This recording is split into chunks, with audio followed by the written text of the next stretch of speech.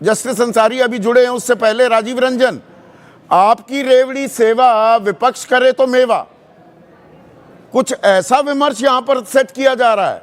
मतलब बिहार में नोट बांटो और तमिलनाडु करे तो उसे डांटो।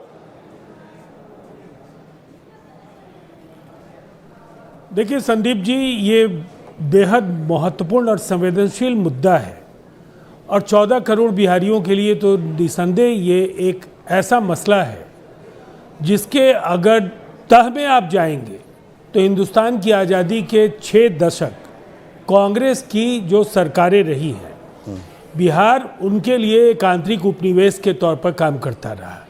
जो उसका वाजिब हक था उसको नहीं मिला और जिसकी वजह से जो राष्ट्रीय मानचित्र पर बिहार की जो उपेक्षा थी, उसकी वजह से उसका उस तरीके का विकास नहीं हो पाया जिसका वो हकदार था। निसंदेह 20 वर्षों में संसाधनों की अतिरिक्त खेप की बात नीतीश कुमार जी ने अलग अलग फोरम पर उठाई और आप देखेंगे बिहार में सड़कें नहीं थी, बिहार में बिजली नहीं थी, बिहार में रोजगार नहीं था, बिहार में कानून व्यवस्था की बहुत ही बदतर स्थिति थी।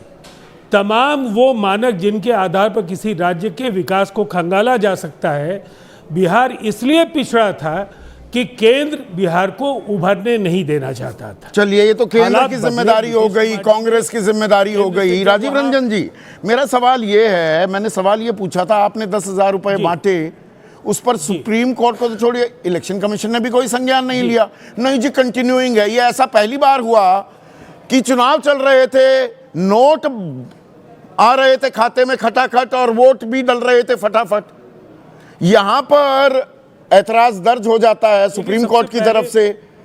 आपके बारे में कोई चूं भी नहीं करता, ये सामान्य था। देखिए, मुझे नहीं लगता है कि भारत की महान न्यायपालिका को बिहार सरकार से डरने की कोई ज़रूरत है, ऐसा मैं तो नहीं मानता हूँ। अच्छा, उन्होंने अलग अलग सवालों को अपने नज़रिए से खंगाला और बिहार में जिस प्रक्रिया का पालन होना था, कैबिनेट की मंजूरी पहले हुई और उसके बाद चुनाव आयोग से इसकी विधिवत अनुमति ली गई। आपको अनुमति दे दी, अशोक गहलोत को अनुमति नहीं दी, हिमाचल सरकार को अनुमति नहीं दी, खुद केंद्र सरकार को 2019 में मार्च में किसान सम्मान निधि नए नाम जोड़ने पर रोक लगा दी थी इसी चुनाव आयोग ने, आपको इजाजत दे दी और जगह रोक देता है।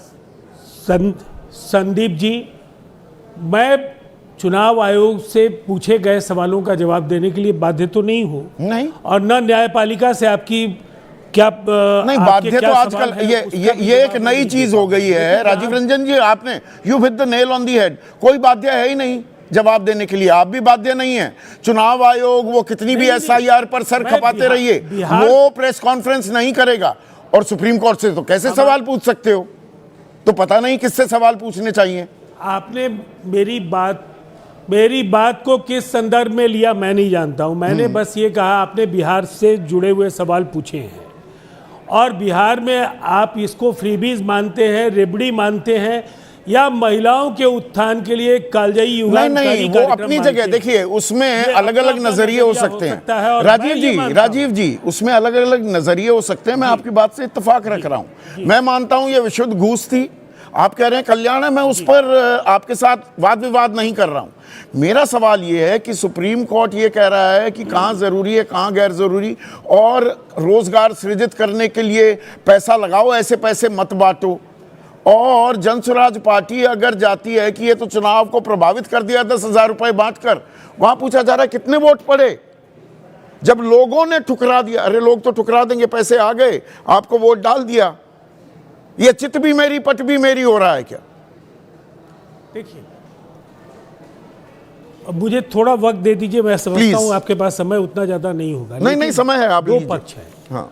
जो कर्ज और GDP का जो वैश्विक अनुपात है वो 100% से ज्यादा है। दुनिया के वो तमाम संपन्न मुल्क जिसमें America, Canada, UK, Germany, China, ये तमाम जो बड़ी शक्तियां हैं, इनका जरा वो अनुपात देख लीजिए।